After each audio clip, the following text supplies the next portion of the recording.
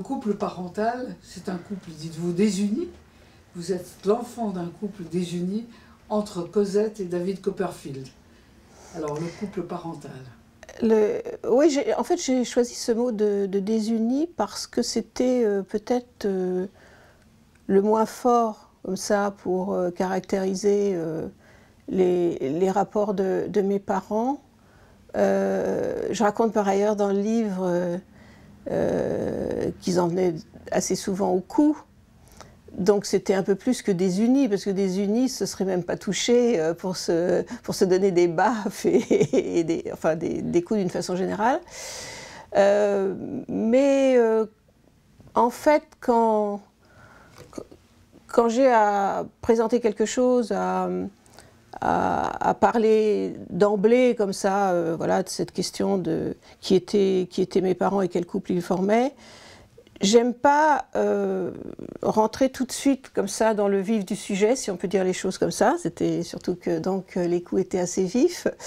Je préfère une certaine neutralité. Et je trouvais que désunis, ça pouvait laisser entendre qu'ils ne s'entendaient pas bien, mais pas forcément qu'ils en venaient comme ça à se bagarrer d'une manière parfois vraiment très violente. Pourquoi? Parce qu'en fait, je crains toujours qu'en tout cas, comme ça, immédiatement ou dans la parole, si le vocabulaire est un petit peu trop précis, à ce moment-là, l'interlocuteur peut imaginer des choses qui ne sont pas justes. Donc il faut mieux rester voilà, dans un vocabulaire qui maintient la distance. Voilà. Et après, c'est le travail, me semble-t-il, de l'écrivain d'amener à travers un vocabulaire extrêmement choisi la description réelle de ce qu'étaient les rapports de ses parents. Bon. Alors c'était désunis, pour moi ça voulait dire aussi que, en fait, ils ont habité pendant tout le temps de mon enfance le même appartement, en plus un appartement assez petit, donc on était vraiment les uns sur les autres. Et peut-être justement parce qu'on était les uns sur les autres, ils sont allés chercher ailleurs l'amour ou le plaisir sexuel, etc. Et que cette recherche du plaisir en dehors de cet espace clos, de l'appartement familial, avait pour conséquence que finalement ils ne partageaient plus rien, pas même les repas. Au fil des années, j'ai vu mon père disparaître de plus en plus souvent, et même lorsqu'il rentrait le soir après une journée de travail, il rentrait tard et il dînait seul. Même les dîners n'avaient plus lieu avec lui. Donc une sortie de cinéma, une promenade à la campagne, tout ça, ça se faisait pour les enfants séparément, soit avec le père, soit avec la mère, mais eux-mêmes n'avaient plus aucune activité commune, peut-être sauf à l'époque de remplir leurs feuilles d'impôt. Alors quand vous dites que vous étiez Cosette ou David Copperfield... Parce que j'utilise ces deux références, si on peut dire ça, ces deux images comme ça d'enfants malheureux, parce qu'en fait, je me les suis vraiment appropriées, c'est-à-dire que ça a été ma façon à moi de m'accommoder de cette vie et donc de cette désunion de mes parents, et plus que de leur désunion, peut-être de m'accommoder de la violence qui était devenue leur relation, en jouant justement à l'enfant malheureux, mais qui va réussir à s'en sortir comme dans les romans, quoi, en fait. Cosette, elle s'en sort bien, David Copperfield, ça va aussi. Donc en fait, je devenais une petite héroïne de roman. Et donc cette situation exceptionnelle que mes parents m'imposaient, voilà, du fait de leur mésentente, je l'exploitais. Voilà. Je l'exploitais comme une fiction.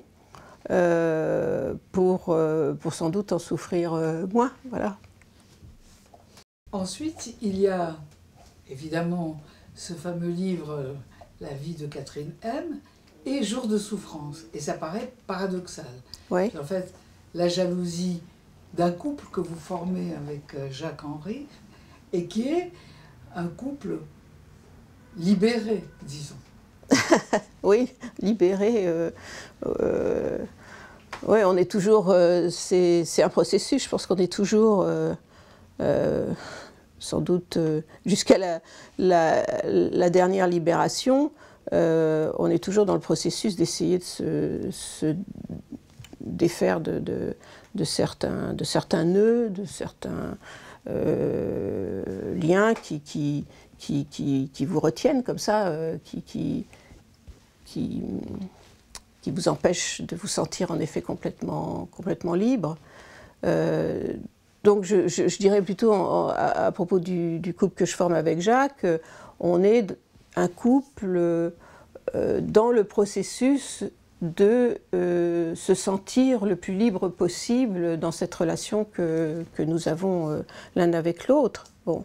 Et que je veux dire par là que c'est toujours quelque chose à recommencer, à regagner, alors sur tous les plans. Alors bon, c'est vrai que nous sommes embarqués dans cette vie commune, d'ailleurs d'une façon un petit peu particulière, parce qu'en fait, lorsque j'ai rencontré Jacques Henry et que j'ai commencé à avoir une relation, disons, amoureuse, sexuelle avec lui, je vivais avec un autre homme, et c'était une situation dont on s'est accommodé pendant un certain nombre d'années, lui comme moi. Donc, si vous voulez, d'emblée, on était dans une relation à plusieurs, si je puis dire, parce que j'imaginais bien que lorsque moi j'étais loin de lui, avec l'homme avec qui je vivais, lui-même avait d'autres amis, donc c'était une chose admise. Et le jour où je suis venue le rejoindre pour partager là le même lieu d'habitation avec lui, il n'y a pas eu de contrat entre nous. D'abord, on s'est pas mariés tout de suite. Et puis, il n'y a même pas eu un contrat pour se dire bon, ben voilà, maintenant qu'on est ensemble, on change de vie, quoi. Voilà, en tout cas de vie sexuelle. Bon. Et je crois que plus ou moins qu'un cas, on s'est accordé dans ce silence cette liberté, quoi, de continuer à avoir des relations en dehors de notre couple. Alors, pour ce qui est de la jalousie, moi, j'avais jamais été confrontée comme ça d'une manière. Oui, j'avais rencontré des moments de jalousie, en fait. Bien sûr, j'allais dire, c'est normal. Bon, d'abord j'avais été confrontée à la jalousie de l'autre, et puis moi-même de temps en temps je m'étais sentie aussi jalouse, mais enfin, ça s'était jamais installé, c'était pas devenu une sorte d'obsession comme c'est devenu pendant cette crise qui est racontée dans Jour de souffrance. Et pourquoi c'est arrivé à ce moment-là bon, il y a des tas de raisons. J'ai pas peut-être tellement dans le livre cherché à analyser pourquoi j'avais éprouvé cette crise de jalousie à ce moment-là de ma vie. J'ai écrit le livre plutôt parce que je voulais justement montrer que cette liberté sexuelle que nous avions exposée, que nous avions exposée, Jacques et moi, parce que simultanément à la parution de la vie sexuelle de Catherine M, il avait publié un livre qui s'appelle Légende de Catherine M, et qui était un peu, qui était de nature très différente du mien, mais enfin, qui rendait compte quand même aussi de sa place à lui, par rapport à moi. En fait, ça me semblait important, après avoir donc exposé cette liberté, et puis après tout, il m'avait laissé publier ce livre. Donc ça aussi, j'avais eu cette liberté de publier ce livre où je parlais beaucoup de mes rapports sexuels avec d'autres hommes que lui. Bon. Ça me paraissait important de montrer qu'il y avait une face cachée de cette liberté, voilà, inévitablement. Bon. Et qu'on pouvait se donner les meilleures raisons philosophiques du monde pour vivre sa liberté sexuelle. On pouvait même l'exposer, on pouvait on pouvait afficher une morale qui va à l'encontre de la morale sociale en général. Il n'empêche qu'on n'échappe pas à cette question de la jalousie. Voilà. Donc ça me paraissait, pour moi c'était une démarche d'honnêteté en fait, parce que je l'ai dit souvent, après l'apparition de la vie sexuelle, souvent on rencontrait souvent des jeunes couples, Jacques et moi, comme ça, qui nous disaient mais oh, c'est formidable, comment vous avez fait pour continuer à être ensemble et puis avoir cette liberté sexuelle, etc. Qu'est-ce que c'est en quelque sorte la recette? Et on disait mais non, il n'y a pas de recette, on est tout le temps, on peut être à tout moment confronté à la question de la jalousie et donc pas supporter la liberté sexuelle de l'autre. Et en tout cas, jouir soi-même de sa propre liberté et souffrir de la liberté de l'autre. Donc voilà, c'est ce qui m'avait, oui, je dirais, presque imposé de publier ce second livre. Voilà. Jacques vous dit à un moment, Lacan dit qu'il n'y a pas de rapport sexuel, mais toi, tu y crois au rapport sexuel. Mais en fait, je crois qu'il se trompe. Non pas en citant Lacan, mais en me prêtant le fait d'y croire. Je crois qu'en fait, non, le mode de vie sexuel que j'ai eu pendant de longues années et qui est décrit dans La vie sexuelle, me semble-t-il, c'est l'envers de cette croyance dans le rapport sexuel, pour moi. Je crois que j'ai eu cette vie parce que j'y croyais pas trop, je veux dire.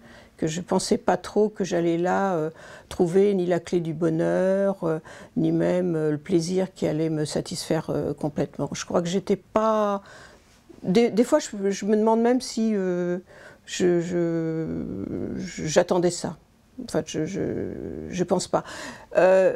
En revanche, c'est possible, alors peut-être que Jacques avait raison dans le sens où moi j'ai imaginé que lui pouvait l'avoir rencontré avec une autre, voilà, ce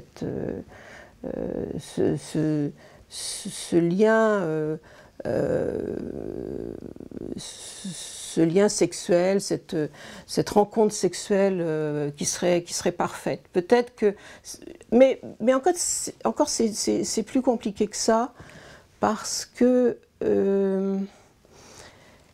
et ça aussi, c'est une chose que j'ai essayé d'envisager dans Jour de souffrance, c'est que là encore, on peut avoir une certaine raison, un certain lot de connaissances sur les êtres humains, sur soi-même.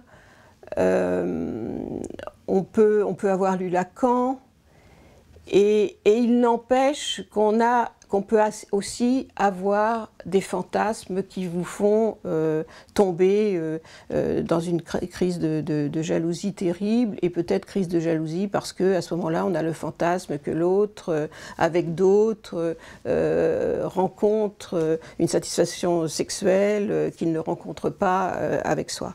Donc voilà, c'est plutôt, ça serait ça ma réponse à Jacques, si vous voulez. Voilà.